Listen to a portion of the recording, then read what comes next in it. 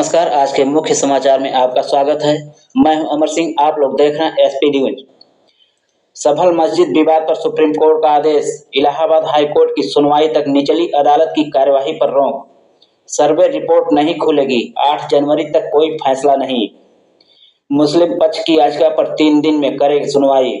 सरकार शांति व्यवस्था बनाए, दोनों समुदायों में समिति गठन करे। पुतिन ने ट्रंप की सुरक्षा को लेकर जताई चिंता, बोले पहले भी बड़े नेताओं की हुई हत्या। राज्यसभा में विदेश मंत्रालय का बयान। कनाडा में भारतीय अधिकारियों के संदेशों की हो रही निगरानी, ट्रूडो सरकार से की गई शिकायत। कनाडा भारत संबंध मुश्किल में भरे बने रहेंगे, विदेश राज्य मंत्री।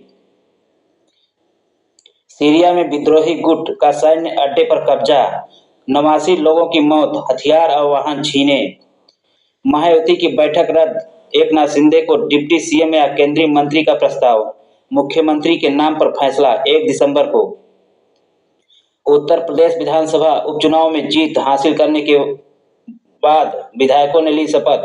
सीएम योगी बोले ये विकास की जीत है। संसद की कार्यवाही पहले हफ्ते में 40 मिनट तक चली। देश संसद के बारे में चिंता कर रहा स्पीकर ओम बिरला। विपक्ष में अडारी और संभल पर सरकार को घेरा, धनखड़ बोले नारेबाजी खराब मिसाल पेश कर रही है।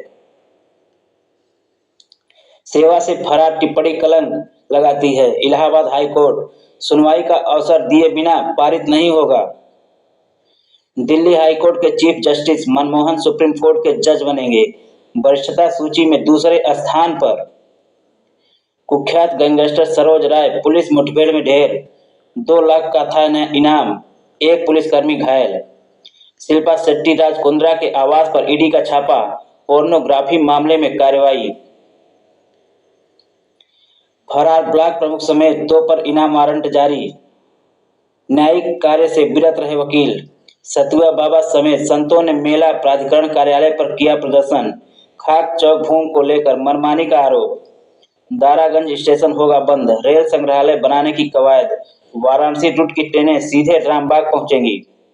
कौशाम्बी में 4 किशोरियां संदिग्ध दशा में लापता, साग खोटने की बात कहकर घर से निकली। लीजिए समाचार विस्तार से। संभल जिले स्थित जामा मस्जिद बनाम हरिहर मंदिर विवाद मामले में मस्जिद पक्ष की याचिका पर सुप्रीम कोर्ट में शुक्रवार को सुनवाई हुई। निचली अदालत के आदेश के खिलाफ दायर याचिका पर सुनवाई करते हुए चीफ जस्टिस संजीव खन्ना और जस्टिस संजय कुमार की बेंच ने सख्त टिप्पणियां की है। सुप्रीम कोर्ट ने निचली अदालत को इस मामले पर सुनवाई करने से 8 जनवरी तक रोक दिया गया है। याचिकाकर्ता को हाई कोर्ट जाने को कहा गया है और कहा गया है कि अब हाई कोर्ट के निर्देश पर ही कोई कार्रवाई हो सकेगी। सुप्रीम कोर्ट ने इस मामले में कुछ अहम निर्देश दिए हैं, जिनके मुताबिक मस्जिद के एडवोकेट कमिश्नर सर्वे की रिपोर्ट सील करने रखी जाएगी, इसे खोला नहीं जाएगा। सीजेआई ने कहा है कि हम इस समय कुछ नहीं कहना चाहते, हम इसे पेंडिंग में रखेंगे, लेकिन यह सुनिश्चित करें कि शांति बनी रहे। हमें तटस्थ रहना है। हाईकोर्ट की अनुमति के बिना मामले में आगे कोई कार्रवाई नहीं की जाएगी। रूसी राष्ट्रपति व्लादिमीर पुतिन ने अमेरिका के नवनिर्वाचित राष्ट्रपति डोनाल्ड ट्रंप की सुरक्षा को लेकर चिंता जताई है। एक रिपोर्ट के मुताबिक उन्होंने कहा है कि राष्ट्रपति चुनाव जीतकर ट्रंप ने एक बड़ी परीक्षा पास कर ली है, लेकिन अभी भी वे सुरक्षित नहीं हैं। पुतिन ने कहा है कि ट्रंप को रोकने के लिए कई गलत तरीके इस्तेमाल हुए हैं, 2 बार जानलेवा हमला भी हुआ है, अभी भी उन्हें सतर्क रहना होगा। अमेरिकी इतिहास में ऐसी चीजें पहले भी हो चुकी हैं, कई बड़े नेताओं की हत्या हुई है। उम्मीद है कि ट्रंप इसे समझते होंगे।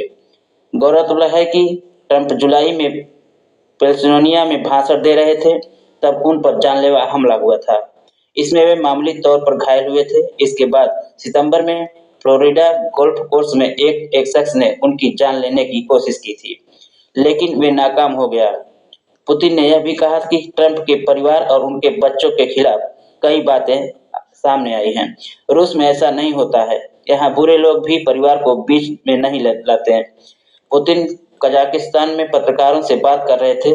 पुतिन यहाँ एक डिफेंस समिट में हिस्सा लेने के लिए पहुंचे थे।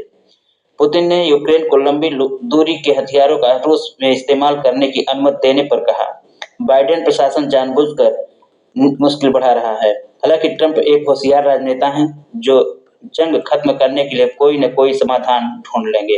हम भी ट्रंप से बातचीत करने के लिए तैयार हैं। कि कनाडा के वैंकूवर में भारतीय वाणिज्य दूतावास के अधिकारियों के ऑडियो वीडियो मैसेज पर निगरानी रखी जा रही थी और यह भी अभी जारी है। उनके निजी मैसेज को भी पढ़ा जा रहा था। यह जानकारी खुद कनाडा के अधिकारियों ने भारतीय अधिकारियों को दी है। न्यूज एजेंसी के मुताबिक विदेश राज्य मंत्री कीर्तिवर्धन सिंह ने कहा है कि भारत सरकार ने 2 नवंबर को एक नोट भेजकर ट्रूडो सरकार से इसकी शिकायत की थी और इसे राजनयिक प्रावधानों का उल्लंघन का बताया था। कीर्तिवर्धन सिंह ने राज्यसभा में एक लिखित सवाल के जवाब में यह जानकारी दी। उनसे पूछा गया कि क्या कनाडा में भारतीय न्यायिक अधिकारियों पर साइबर सर्विलांस या अन्य किसी तरह की निगरानी की किसी घटना की जानकारी है। कीर्तिवर्धन सिंह ने अपने जवाब में हाल ही में विदेश मंत्रालय के प्रवक्ता रणधीर सिंह जायसवाल के बयान का भी हवाला दिया। कीर्तिवर्धन सिंह ने कहा है कि कनाडा के साथ भारत के संबंध मुश्किल में भरे हैं और बने रहेंगे। इसकी वजह ट्रूडो सरकार का चरमपंथी अलगाववादी तत्वों को बढ़ावा देना है। प्रवक्ता जायसवाल ने कर्मचारियों के मैसेज पढ़े जाने को लेकर कहा था कि तकनीकी बातों का हवाला देकर कनाडाई सरकार इस तथ्य को सही नहीं ठहरा सकती। ब्रेक के बाद फिर से आपका स्वागत है। लीजिए खबरें विस्तार से। उत्तर प्रदेश विधानसभा उपचुनाव में जीत हासिल करने वाले विधायकों ने ली शपथ। सीएम योगी बोले, विकास की जीत। यूपी में 9 विधानसभा सीटों पर जीत हासिल करने वाले नवनिर्वाचित विधायकों को शुक्रवार को विधानसभा में शपथ दिलाई गई। सभी को विधानसभा अध्यक्ष सतीश महाना ने शपथ दिलाई। इसके बाद भाजपा विधायक पार्टी कार्यालय पर पहुंचे और उन्हें सम्मानित किया जाएगा। विधानसभा अध्यक्ष सतीश महाना ने सभी विजयी उम्मीदवारों को शपथ दिलाई। शपथ ग्रहण समारोह में मुख्यमंत्री योगी आदित्यनाथ ने विजयी प्रत्याशियों को शुभकामनाएं देते हुए इसे प्रदेश के विकास और जनता की आस्था की जीत बताया। जिन नवनिर्वाचित विधायकों ने शपथ ली उनमें कुंदरकी से रामवीर सिंह, फूलपुर से दीपक पटेल, मीरापुर से रालेत की मिथिलेश पाल शामिल हैं। कहा है विपक्ष ने अडानी और संभल पर सरकार को घेरा है। धनखड़ बोले, नारेबाजी खराब मिसाल पेश कर रही है। संसद के शीतकालीन सत्र की शुरुआत 25 नवंबर को हुई थी। 4 दिन में सदन की कार्यवाही सिर्फ 40 मिनट चली। हर दिन औसतन करीब 10 मिनट तक सदन में कामकाज हुआ। लोकसभा और राज्यसभा में विपक्ष ने अडानी और संभल मुद्दा उठाया। विपक्षी सांसद कार्यवाही के दौरान लगातार हंगामा कर रहे हैं। शुक्रवार को स्पीकर ओम बिरला ने कहा है कि सहमति असहमति लोकतंत्र की ताकत है। मैं आशा करता हूं सभी सदस्य सदन को चलने देंगे। देश की जनता संसद के बारे में चिंता व्यक्त कर रही है। तो सदन सबका है, देश चाहता है संसद चले। लोकसभा और राज्यसभा की कार्यवाही सोमवार तक स्थगित कर दी गई है। राज्यसभा में विपक्षी सांसदों की लगातार नारेबाजी चल रही है।